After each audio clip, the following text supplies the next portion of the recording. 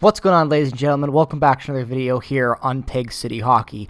This is going to be a fun one. The trade deadline has come and went.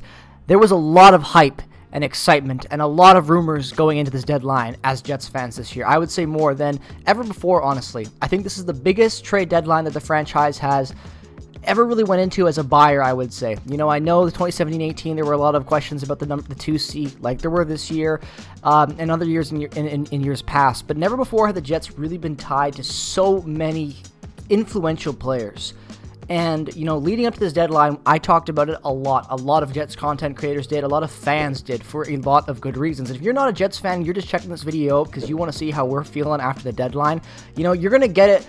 Pretty honest, raw reaction, honestly. And, you know, I know the Jets made some moves still. You know, it's going to sound like I'm complaining all day, but, you know, Luke Schenn for a second and a fifth as well was a big move that the Jets made. You know, I say that in quotations, a big move. He's got a year left on his contract at $275 million. You know, and honestly, this is just a depth defenseman who's not going to put up points. Physical presence back there. He's like, what, 6'2"?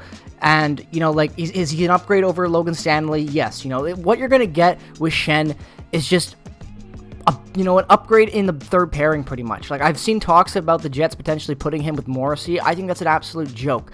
Like, Schenn's a good third pairing defenseman. I'm not gonna like knock Schenn. None of the trades the Jets did today are for bad players. Like, you can make that argument if you want. I will disagree with you every single time. I like these trades, honestly. Like, I think they're good role players to fill that depth, you know, position that you want going into the playoffs to have in the regular season. Like, they are good moves. They're just not enough. And that's the whole theme of this video, is that the Jets took a giant swing and a miss, because Schenn's a great third pairing defenseman, but he doesn't move the needle up front. The exact same way that Brendan Tanev is a good fourth line upgrade, you know, fourth line player. I won't call him an upgrade necessarily, but a solid fourth line player, you know, with chemistry with guys on this team. That's been on this team before, that was on that run to the Western Conference Final back in 2017, and I know he's going to bring those vibes, but offensively, he's just not it. 17 points in 60 games.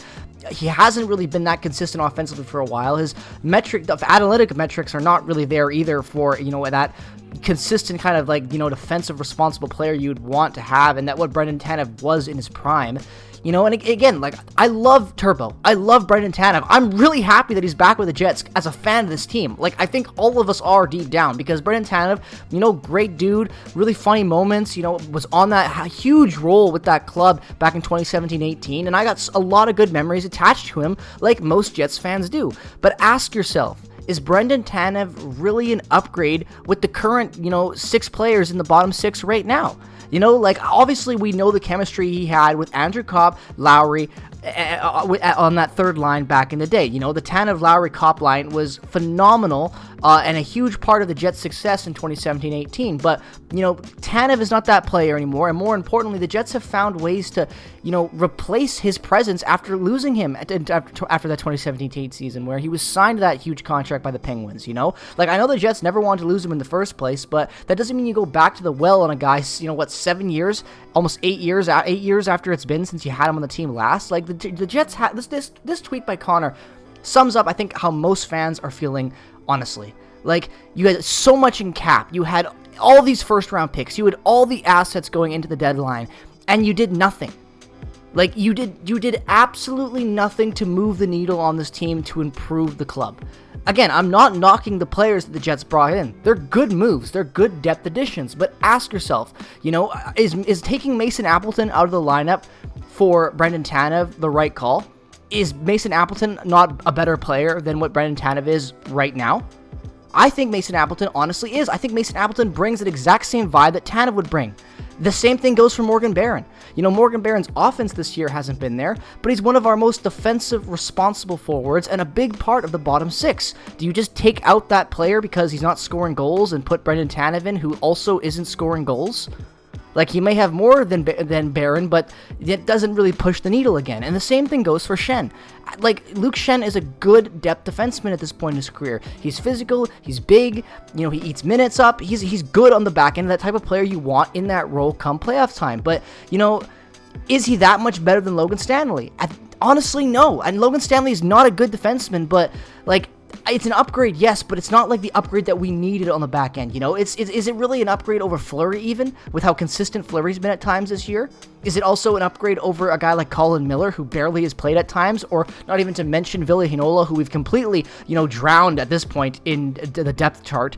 Like, it just doesn't make sense that the Jets stopped adding. It makes sense that they brought these guys in on depth trades. It makes total sense. Like, I'm not knocking the trades that Chevy made. I think he made good depth trades for the club going into the postseason. Like, this is everything that we want to see on those depth moves. Like, Shen, the depth defenseman, Tanev, the depth forward. Were there better options than those guys, in my opinion? Yes, but they're still not terrible options. I'm not going to rip the trades as much as other people are, because I honestly don't hate them. Was it expensive? Yes, but at the same time, the Jets lost out on Brock Nelson. The Jets, probably were going to go all in on Brock Nelson. They didn't spend any of their valuable assets on these guys. They kept everything and still didn't go after it. Now, I know Brock Nelson went for a massive haul, and then it turned out that he wasn't ever interested in playing in Canada, and that it seems that the Islanders and his camp had kind of fed lies about him being interested in Canadian teams and signing long-term with them eventually to drive up his market value.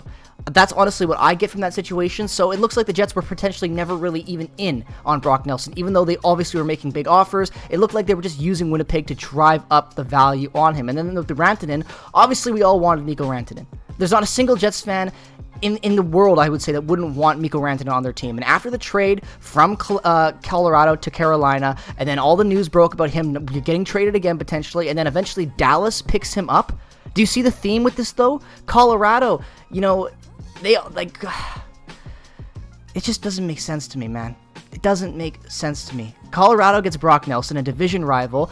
The Dallas goes out there and gets the best player on the market, a division rival that's winning games right now. And the Jets don't do anything to improve their top six, the area that they most desperately needed to improve, outside of arguably, a number 2 defenseman, number 3 defenseman. And again, Rantanen is an elite player who just got a massive contract extension as well, and I'm not expecting the Jets to go in on Rantanen. I knew they were, but I didn't really think it was going to happen.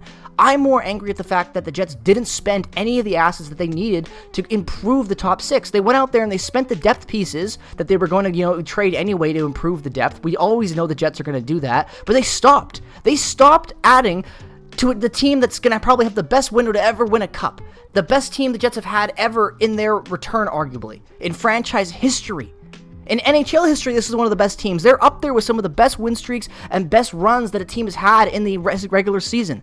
And the management decided to not spend where it mattered most. That's why fans are upset. That's why fans are feeling empty. I know there's going to be a lot of people that are like, oh, it doesn't matter, stop whining. I get your argument. But at the exact same time, the Jets made the right depth moves and stopped, while every other team dramatically improved their, real important areas of ice that are going to win you playoff hockey games. Let's be real, Shen isn't going to make the difference maker come playoff time. It's good depth, but it's not the guy that's going to go out there and score the goal in double overtime to send you to the next round. The Jets didn't capture any of those guys in the market, and I know the asking prices were high, but in a year like this, you have no choice but to go all in. I think it shows a complete lack of, I don't even know what the word would be to describe it. It just sucks to watch what Chevy's done. Like, Chevy has just straight up been like, you know what, my job security is locked up. I know I'm not going to be fired regardless. So, we didn't have to spend we didn't want to spend everything. We have to value the future. I get that, but when your team is this loaded and everyone else in your division as well, is loading up the way that the Jets, that Central has, the Jets need to respond. Chevy needed to respond. And in my opinion, he failed. I think that the entire organization has failed themselves going to the trade deadline. And for one, I'm very disappointed about it. I really expected more from this club. And, you can call me a dreamer. You can say that this was never likely to happen. I think that management really did think that they could go out there and make that trade. But when they realized what the market was, when they missed out on Brock Nelson, I think they just were like, you know what, we're just not going to spend because it's too expensive, which shows their commitment to winning. Because every other team was like, fuck it, we're committed to winning, we're going to spend everything and risk it because a Stanley Cup is really all that matters to us. Whereas the Jets were like, you know what, Braden Yeager is not worth winning a Stanley Cup right now. Trading Elias Samuelsson is not worth winning a Stanley Cup right now. And I know that the Jets still could, and I know you could be saying, oh, wow, way to be overdramatic, but that's the message that this sends to me from management, is that they're still not all in on this club that has shown that they are the team to go all in on. If there was ever, the whole argument I'm trying to make is if there's ever a time, it's now. So if you don't go all in now, when will you ever go all in? Will the Jets just always be a pacifist team that's good in the regular season and just never commits to that real, improvement that will put them over the top? Because there are teams in history that have gone that way throughout history, that have never made that extra move, that have been too passive when it comes to, being a real contender and going out there into the market. And I'm sick and tired of hearing about all this crap about, Winnipeg's an undesirable place. Winnipeg is the top team in the NHL looking to win a Stanley Cup. You're going to tell me that no one wants to come here? Bullshit. I call bullshit on that. It seems like a lame-ass excuse, and the Jets just aren't doing enough to go out there and make the risky trades to improve this club. So let me know your thoughts down in the comment section below on how you're feeling, because I've been pretty honest about how I'm feeling. I think the Jets and Chevy failed.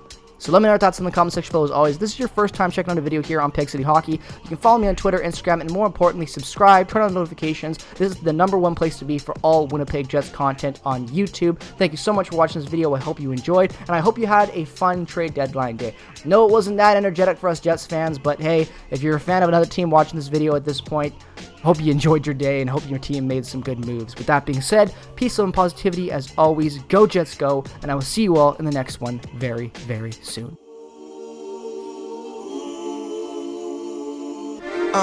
Open my book, rip it up with a pen, and open my mind and get at it again. I really do not know where to begin. My mind is always on my kin. My creativity on 10 was never raised with silver spoon, but my mental state make it bend. What do you mean I come again? Out of this world like fourth men, so much more than mortal men. Shit is over, shit is fin. I'm in the booth like I have sin. I'm living it up, I'm living my life. I don't give a fuck. When I was 16, I got snap PTSD, let me corrupt. I didn't leave the house until I hit the West Coast like a rub. Boy, what's up? 40